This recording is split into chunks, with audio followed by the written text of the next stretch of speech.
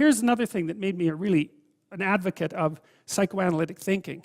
And it was the sort of thing that started to terrify me about what the human psyche was actually like. I started to understand that not only were we like an amalgam of relatively autonomous sub-personalities, each of which had the possibility of gaining control, but that we were also victim, you might say, or beneficiary of impulses that were beyond our conscious formulation or understanding or capacity to resist.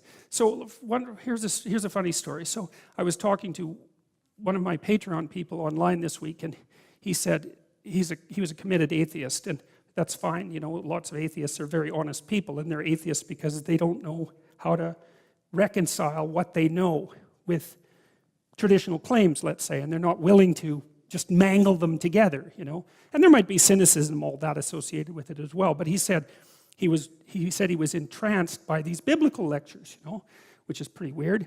And he said if someone would have told him a year ago that he was going to like be obsessed with a sequence of biblical lectures, he would have told them that they were mad. And so we had a bit of a discussion about that, because this is an interesting thing, you know.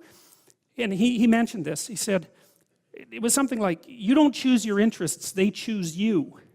And that's really worth thinking about too, man, because, you know, it's really hard to get interested in something you're not interested in, even if you know there's a good reason for it. You know, you're studying for an exam, you find the material boring, you know, anything will be more interesting than the studying. Even though you know that that's what you need to do, you can't voluntarily grab yourself by the scruff of the neck, let's say, and shake yourself and say, sit down and concentrate. Your mind will just go everywhere. But then if you're interested in something, and even if it's something you shouldn't be interested in, because that happens all the time, then it's like you're a laser focus, man. You can pay attention forever. You can work until you're exhausted. You won't even notice it, and you remember everything. It's like, okay, if you can't control your interest, what does? And man, I tell you, you can think about that for a very long time. So Jung talked about the spirit Mercurius.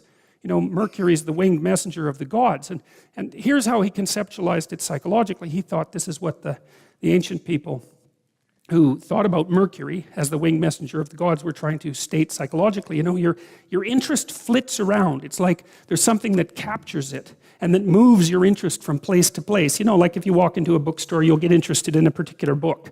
It's as if the book grips you. Because you don't know why you're interested in that. You might, but often you don't know why you're interested in that book. And you know, your interest is flitting around. And so that's Mercury. The thing that makes your interest flicker around is Mercury, the winged messenger of the gods. And Mercury is the messenger of the gods because it's the things behind the scenes psychologically that are manipulating your attention. And for Jung, those were equivalent in some sense to the lost gods.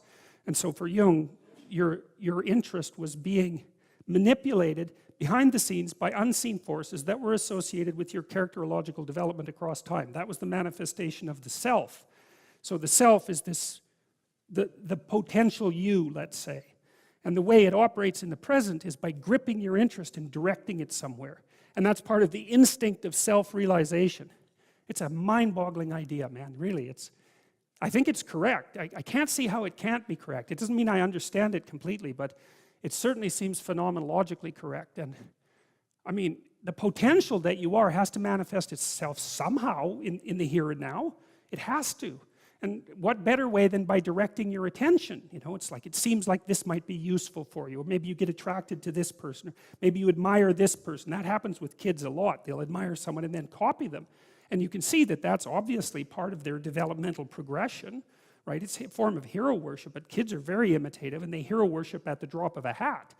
And so they're entranced by the next stage of development, and if they see someone who embodies that, especially if it's in the zone of proximal development, it's something they could achieve, stretching a bit.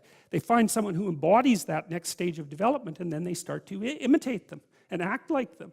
Well, adults are no different. We're no different. We do it at a perhaps more abstract and sophisticated level.